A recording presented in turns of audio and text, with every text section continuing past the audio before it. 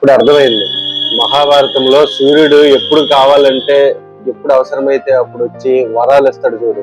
అలాగే తింటే గారెలే తినాలి, వింటే భారతమే వినాలి. హలో ఫ్రెండ్స్, ఎలా ఉన్నారు? ఈరోజు నేను ఒక మంచి కాన్సెప్ట్ తీసుకుని వచ్చాను మీ దగ్గరికి. ప్రతి ఒక్కరికి మహాభారతం తెలుసు. అసలు మహాభారతం కథ ఏంటి, కురుక్షేత్రం ఎందుకయింది, వాళ్ళ గొడవలేంటి, పాండవులేంటి, కౌరవులేంటి అంతా మీకు తెలుసు. కానీ ఎక్కువగా మీరు వినిపించే పేర్లేంటి?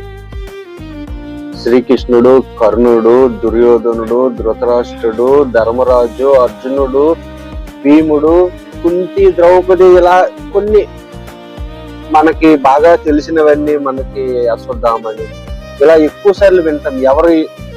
ఎవరు ఆ కథ చెప్పినా లేదంటే మనం చూసినా మనం ఎక్కువగా కాన్సన్ట్రేట్ చేసే క్యారెక్టర్స్ ఏంటి ఇవి. కానీ కొన్ని క్యారెక్టర్స్ ఉన్నాయి చాలా పవర్ఫుల్. వాళ్ళు దిగితే కురుక్షేత్రం ఆరాల్సితో ఎండ్ అయిపోతుంది. వాళ్ళు దిగి రిజల్ట్ ని అటు నుంచి ఇటు ఎలా మార్చారు, ఇటు నుంచి అటు ఎలా మార్చారు, అసలు వాళ్ళ స్టోరీ ఏంటి, వాళ్ళ నుంచి మనమేం నేర్చుకోవచ్చు, ఇలాంటివన్నీ మనం మాట్లాడుకుందాం. ఇప్పుడు వరకు ఎవరు చెప్పలేదంటే చెప్పారు.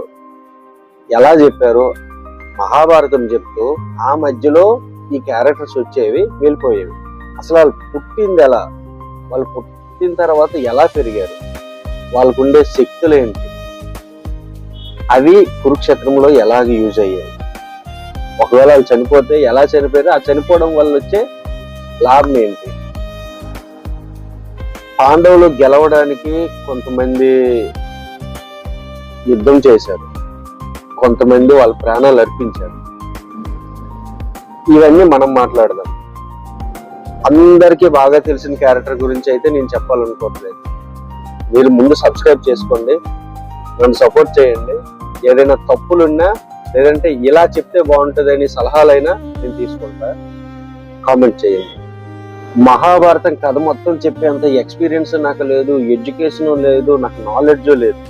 కానీ మహాభారతం విన్న తర్వాత, చూస్తున్న తర్వాత కొన్ని క్యారెక్టర్లు నాకు బాగా నచ్చాయి. ఆ క్యారెక్టర్ కోసం ఎక్కువగా ఎక్స్పోజ్ అవ్వలేదు. అంటే అవ్వలేదు మీన్స్ చాలా మందికి తెలుసు, చాలా మంది అర్థం చేసుకుంటారు. కానీ వాటి కోసం నేను ఎక్కువగా మాట్లాడుతున్నట్టు వినలేదు. అందుకు నాకు మాట్లాడాలనిపించింది.